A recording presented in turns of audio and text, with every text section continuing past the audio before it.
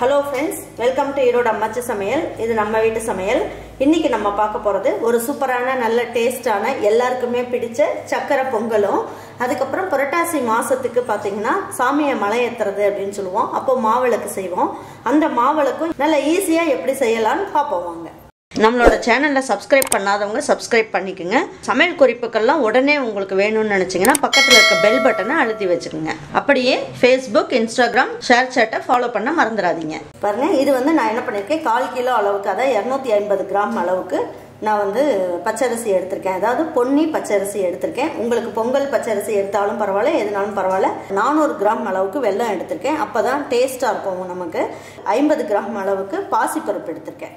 இதுதான் மெஷர்மெண்ட் அப்படிங்கிறது. அப்படி இல்லைன்னா நீங்க வந்து 1 டம்ளர் அரிசிக்கு 1.5 டம்ளர் அளவுக்கு இடிச்ச வெல்லம் எடுத்துங்க, கரெக்டா இருக்கும். இதுக்கு 1/4 டம்ளர் அளவுக்கு பாசிப்பருப்பு எடுத்துக்கலாம். இதுவே வந்து மெஷர்மெண்ட் உங்களுக்கு ரொம்ப நல்லா இருக்கும். இப்போ இந்த பாசிப்பருப்பையும் பச்சரிசியும் நம்ம வந்து என்ன பண்ணலாம், ஒரு அரை மணி நேரம் தண்ணியில ஊற வச்சிடலாம். ஊற வச்சுட்டு செஞ்சோம்னா நல்லா இருக்கும். இந்த பாசிப்பருப்பை லேசா இழுப்பு சட்டியில போட்டு வறுத்துட்டு ஊற வச்சாலும் வைக்கலாம். அப்படி இல்லைன்னா டைரக்டாவே பச்சை தண்ணியில ஊற வச்சுக்கலாம் நீங்க. பாருங்க இப்போ பச்சரிசியும் பாசிப்பருப்பும் நான் என்ன பண்ணியிருக்கேன், நல்லா தண்ணியில் வச்சு ஊற வச்சுட்டு நல்லா கழுவி எடுத்து வச்சுட்டேன். இப்போ தண்ணி இல்லாமல் போட்டுக்கங்க, அளந்து ஊற்றிக்கலாம் நம்ம. இப்போ இந்த டம்ளரில் தான் நான் வந்து என்ன பண்ணியிருக்கேன், பச்சரிசி எடுத்தேன். அதனால 1 டம்ளருக்கு 5 டம்ளர் அளவுக்கு தண்ணி எடுத்துக்கலாம். பாசிப்பருப்புக்கு நீங்கள் அளவு எடுக்க வேண்டாம். 5 டம்ளர் அளவுக்கு தண்ணி ஊற்றிக்கோங்க. அப்போ உங்களுக்கு கரெக்டாக இருக்கும். அதுக்கு வந்து நம்ம என்ன பண்ணணும், கொஞ்சமாக உப்பு போடணும். எந்த ஒரு ஸ்வீட் செஞ்சாலும் அதில் வந்து ஒரு பிஞ்ச் அளவுக்கு உப்பு போட்டோம் அப்படின்னா என்னாகும், அதோட சர்க்கரையோட அளவு, அதாவது இனிப்போட அளவை வந்து தூக்கி கொடுக்கும். உப்பு போட்டதுனால இப்போ வந்து ஒரு கலக்கி விட்டுறலாம். தண்ணியெல்லாம் அளந்து ஊற்றியாச்சு. விசில் போட்டுருங்க. இது வந்து நமக்கு ஒரு 3 விசில் வந்ததுக்கப்புறம் 10 நிமிஷம் ஸ்லோ ஃப்ளேமில் வைங்க. பொங்கல் நல்லா குழஞ்சி வெந்துடும். இந்த சக்கரை பொங்கல் செய்யும் போது இந்த நெஞ்சு கரிப்பெல்லாம் வராமல் இருக்கணும் அப்படிங்கிறதுக்காக ஒரு அரை இன்ச் அளவுக்கு சுக்கு போட்டுக்கலாம். இதுலேயே ஒரு 6 ஏலக்காய் எடுத்து வச்சுருக்கேன், அதையும் போட்டுக்கலாம். இதை மட்டும் போட்டோம்னா மிக்சியில் வந்து தூள் ஆகாது. அதுக்காக நம்ம என்ன பண்ணுவோம், சக்கரை போட்டுக்கலாம். ஒரு 4 ஸ்பூன் அளவுக்கு சுகர் போட்டோம் அப்படின்னா நமக்கு வந்து சீக்கிரமாக பொடி ஆயிரும். இதை பொடிச்சு வச்சுக்கலாம். நான் வந்து புரட்டாசி மாதத்துக்கு சாமி கும்பிட்றதுக்கு நம்ம வந்து சாமி மலை ஏற்றுறது அப்படின்னு சொல்லுவோம். இப்போ அதுக்கு நான் என்ன பண்ணியிருக்கேன், பச்சரிசி, ரேஷன் பச்சரிசியாக இருந்தாலும் பரவாயில்ல, பொன்னி பச்சரிசியாக இருந்தாலும் பரவாயில்ல, இல்லைன்னா மாவரிசினாலும் பரவாயில்ல. உங்களுக்கு எது பச்சரிசி கிடைக்குமோ நீங்கள் வாங்கிக்கோங்க. வாங்கிட்டு இதை ஒரு அரை மணி நேரம் ஊற வச்சுருங்க. ஊற வச்சுட்டு இந்த தண்ணி எல்லாமே சுத்தமாக வடிச்சிடலாம். இந்த மாதிரி ஒரு துணியை ஒன்று விரிச்சுக்குங்க. விரிச்சிட்டு நம்ம தண்ணியெல்லாம் நல்லா சுத்தமாக வடிச்சிட்டோம்ல, இந்த அரிசியை வந்து இதில் போட்டு நல்லா இந்த மாதிரி நிழல்லையே நம்ம வீட்டு மேடையிலேயே போட்டு நம்ம காய வச்சுக்கலாம். அரை மணி நேரம் இது காயட்டும். அதுக்குள்ளே பொங்கல் நம்ம செஞ்சுட்டு வந்துடலாம். 400 கிராம் அளவுக்கு இடித்த வெல்லம் எடுத்து வச்சுருக்கேன். 50 ml அளவுக்கு தண்ணி ஊற்றிக்குவோம். சக்கரை போட்டு இடித்து வச்சுருக்கோம், அதையும் இதில் போட்டுக்கலாம். இப்போ இதில் போட்டு கொதிக்க வைக்கிறது எதனால் கொதிக்க வைக்கிறோம் அப்படின்னு பார்த்தீங்கன்னா, ஏலக்காயோட தோல் எல்லாமே இதில் நின்றுடும். பொங்கல் சாப்பிடும் போது ஈஸியாக இருக்கும். இது வந்து கம்பி பாகாவோ இல்லைன்னா வந்து இந்த கெட்டி பாகா ஆகணும்னு அவசியம் கிடையாது.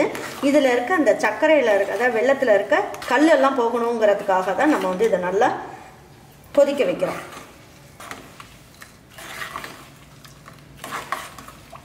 வெல்லம் நல்லா கொதிச்சிருச்சு. இனிமேல் வந்து நம்ம கொஞ்சம் ஸ்லோ ஃப்ளேம்லேயே வச்சுக்கோங்க. நல்லா கொதிச்சிருச்சு, வெல்லமும் நல்லா கரைஞ்சிருச்சு. இப்போ தனியாக இதை எடுத்து வச்சுக்கலாம். பாருங்க இந்த அரிசி வந்து ஒரு அரை மணி நேரம் நான் வந்து அப்படியே ஃபேன் காற்றுலேயே வச்சுட்டேன். இதில் இருக்க ஈரப்பதம் எல்லாம் போயிடுச்சு. ஆனால் பாருங்கள், பிடிச்சோம்னா நமக்கு வந்து அரிசி வந்து ஈரமாக இருக்க மாதிரி இருக்குது. இப்போ இந்த அளவுக்கு காஞ்சா போதும். இதை வந்து நம்ம மிஷின்லாம் போய் அரைக்கணும்னு அவசியம் இல்லை. நம்ம வீட்டு மிக்சிலேயே பொடி பண்ணிடலாம். இப்போ இந்த மாவு வந்து நம்ம விளக்கு ஏற்றிட்டு இந்த மாவு வந்து சும்மா இருக்க மாட்டோம், அதை எடுத்து நம்ம சாப்பிடுவோம். அதுக்கு நம்ம என்ன பண்ணலாம், ஒரு 2 ஏலக்காய் போட்டுக்கலாம். போட்டுட்டோம் அப்படின்னா நல்லா வாசனையாக இருக்கும், சாப்பிட்றதுக்கும் நல்லாயிருக்கும். ஏலக்காய் வந்து பெருமாளுக்கும் வந்து ரொம்ப பிடிச்சது. அதனால வந்து நம்ம ஏலக்காயும் போட்டு நம்ம வந்து இந்த துள்ளு மாவு அரைச்சி, அதாவது இந்த மாவு அரைச்சி நம்ம வந்து விளக்கு போட்டுக்கலாம். இதை அரைச்சிட்டு உங்ககிட்ட காட்டுறேன். பாருங்க இந்த மாவு வந்து இந்த அளவுக்கு அரைச்சாச்சு. இது அப்படியே டைரெக்டாக போட்டு பிணைஞ்சாலும் நல்லாயிருக்கும். அப்படி இல்லை எனக்கு வேணாமா கொஞ்சம் நைஸாக இருக்கட்டும் அப்படின்னா பெரிய பெரிய கண்ணு உள்ளதில் நம்ம வந்து இதை போட்டு நல்லா ஜலிச்சுக்கலாம்.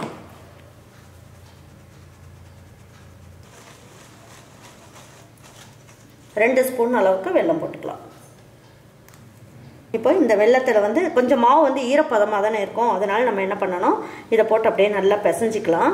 ஃபஸ்ட்டு ஸ்டார்டிங்கில் பிணையறதுக்கு கொஞ்சம் உதிரி உதிரியாக இருக்க மாதிரி இருக்கும். ஆனால் நீங்கள் வந்து இந்த மாவு வந்து இந்த ஈரப்பதத்தில் இருக்கும் போதே நீங்கள் இந்த மாவிளக்கை வந்து நீங்கள் பிணைஞ்சு வச்சுருங்க. பிணைஞ்சு வச்சிட்டிங்கன்னா ஈஸியாக இருக்கும் உங்களுக்கு பிணையறதுக்கு. இதில் 1 ஸ்பூன் அளவுக்கு நெய் போட்டுக்கலாம். நெய் போட்டுட்டோம் அப்படின்னா சாப்பிட்றதுக்கு நல்லாயிருக்கும். எப்படியும் நம்ம மாவிளக்கு வந்து நெய் போட்டு தான் நம்ம வந்து விளக்கேற்ற போகிறோம். இப்போ இந்த நெய் போட்டுட்டு நம்ம பிணையும் போது மாவிளக்கு சாப்பிட்றதுக்கு ரொம்ப நல்லாயிருக்கும். பசங்கள்லாம் இதுக்காக அடிச்சுக்குவாங்க, இந்த மாவிளக்கு எனக்கு வேணும் அப்படின்ட்டு. அந்த அளவுக்கு டேஸ்ட் வந்து ஜம்முன்னு இருக்கும்.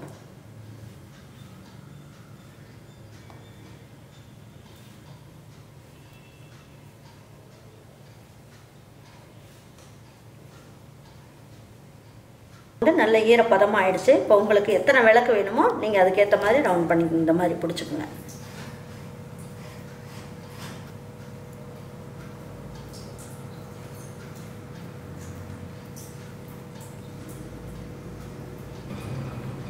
நான் நெய் மட்டும் போட்டு பிடிச்சேன். அது நல்ல மாவு வந்து ஈரப்பதமாக இருந்தது அப்படின்னா நமக்கு வந்து பிணையும் போது ஈஸியாக இருக்கும். அப்படி இல்லை அப்படின்னா நீங்கள் கோவிலுக்கெல்லாம் வீட்டிலேயே மாவெல்லாம் பிணைஞ்சிட்டு அப்புறம் கோவிலில் போய் பிணையிற மாதிரி இருந்ததுன்னா 1 ஸ்பூன் அளவுக்கு தேங்காய் தண்ணி இருக்கு இல்லைங்களா, அதை மட்டும் சேர்த்துங்க. ரொம்ப சேர்த்துறாதீங்க, வெல்லம் போட்டிருக்கிறதுனால அது இலகிரும். ஃபஸ்ட்டு நீங்கள் பிணைஞ்சு பாருங்கள். உங்களால் பிணைய முடியலன்னா மட்டும் நீங்கள் அதை சேருங்க, இல்லைன்னா சேர்க்க வேண்டாம். இந்த ஈரப்பதத்திலே நம்ம பிணைஞ்சு எடுத்துடலாம்.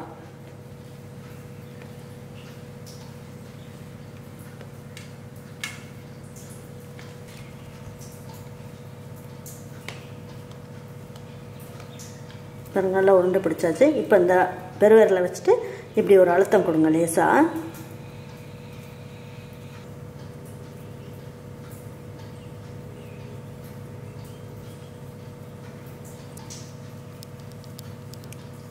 பாருங்க, இந்த மாதிரி செஞ்சு வச்சுக்கலாம்.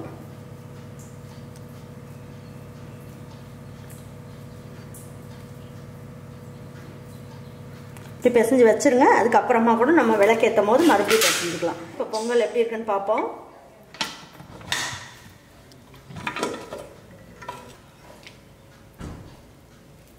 மேலால் தண்ணி நிற்கும், அதை பார்த்துட்டு பயந்துடாதீங்க. இதை நல்லா ஒரு வாட்டி இப்படி கலந்து விட்டுருங்க.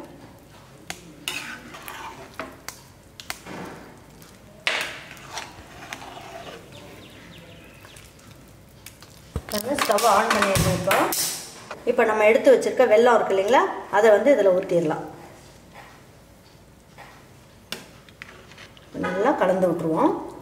இப்போ இது 1 நிமிஷம் எல்லாம் ஒன்றா சேர்ந்து வேகட்டும். வேகும் போது என்னாகும், எல்லாம் ஒன்றா சேர்ந்து நல்லா வெந்து நல்லா இறுகிடும். உங்களுக்கு பாசிப்பருப்புலாம் போட்டிருக்கிறதுனால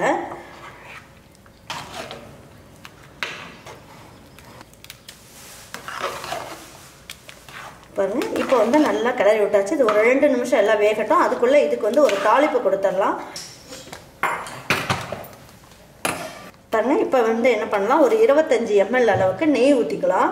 நெய் எந்த அளவுக்கு ஊற்றுறீங்களோ அந்த அளவுக்கு பொங்கல் வந்து நல்ல டேஸ்ட்டாக இருக்கும், சூப்பராக இருக்கும்.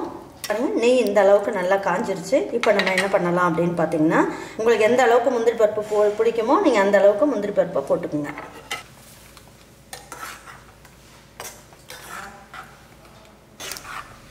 பாருங்கள், முந்திரி பருப்பு வந்து நல்ல பொன்னிறமாக ஆற அளவுக்கு நல்லா வறுத்துக்குங்க. அதுக்கப்புறம் பார்த்தீங்கன்னா உங்களுக்கு எந்த அளவுக்கு வந்து திராட்சை பிடிக்குமோ அந்த அளவுக்கு போட்டுக்குங்க. நல்லா போட்டுட்டு இப்போ என்ன பண்ணியிருக்கேன், நான் ஒரு 2 ஸ்பூன் அளவுக்கு தேங்காய் துருவல் எடுத்து வச்சுருக்கேன், அதையும் போட்டுங்க. பாருங்கள், பொங்கலும் நல்லா கெட்டி ஆயிடுச்சு. இந்த அளவுக்கு கெட்டியாக இருந்தால் போதும்.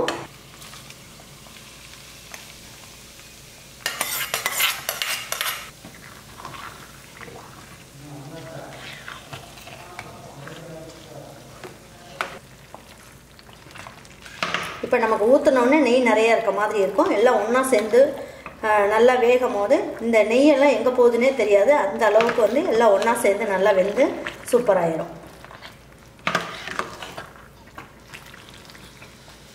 பாருங்கள், பிரசாதம் இப்போ ரெடி ஆகிடுச்சு. அதுக்குள்ளே நம்ம மாவிளக்கு எப்படி போடலான்றதை பார்த்துருவோம். பாருங்கள், இந்த அளவுக்கு மாவிளக்கு செஞ்சாச்சு, கிண்ணம் மாதிரி செஞ்சாச்சு. 2 விளக்கு ரெடி ஆயிடுச்சு.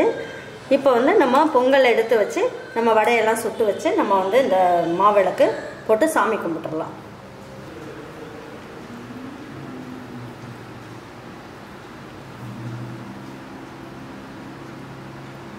இப்போ நம்ம அவருக்காக செஞ்சு வச்ச வடை இப்போ மாவிளக்கில் விளக்கேற்றிடுவோம்.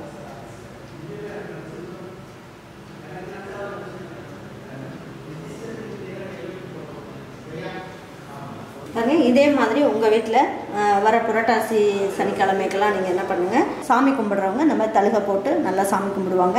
அதுக்கப்புறம் இந்த மாவிளக்கும் போட்டு நம்ம சாமி கும்பிடும் போது அவரோட ஆசீர்வாதம் எல்லாமே நமக்கு கிடைக்கும். நம்ம ஈரோடு அம்மாச்சி சமையல் சார்பாக உங்கள் எல்லாருக்கும் பெருமாளுடைய ஆசீர்வாதம் கிடைக்கணும்னு நானும் அந்த பெருமாளை வேண்டிக்கிறேன். இந்த மாதிரி பொங்கலும் வடையும் உங்களுக்கு பிடிச்சிருந்தது அப்படின்னாங்கன்னா லைக் பண்ணுங்கள், ஷேர் பண்ணுங்கள், சப்ஸ்கிரைப் பண்ணுங்கள், மறந்துடாமல் கமெண்ட்ஸ் பண்ணுங்கள். தேங்க்யூ ஃபார் வாட்சிங் ஈரோடு அம்மாச்சி சமையல்.